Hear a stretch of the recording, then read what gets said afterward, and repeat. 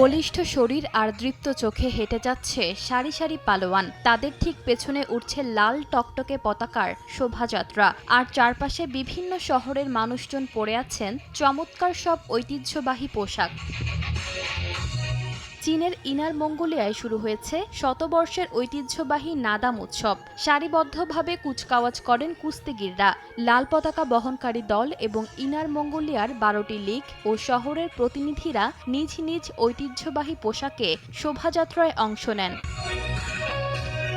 প্রতি বছরের মতো এবারও ১ লাখের বেশি দর্শনার্থীর পদচারণায় মুখর নাদাম মেলা।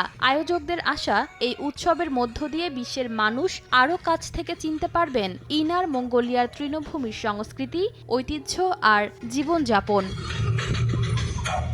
ঈশিতা আক্তার, সময় সংবাদ।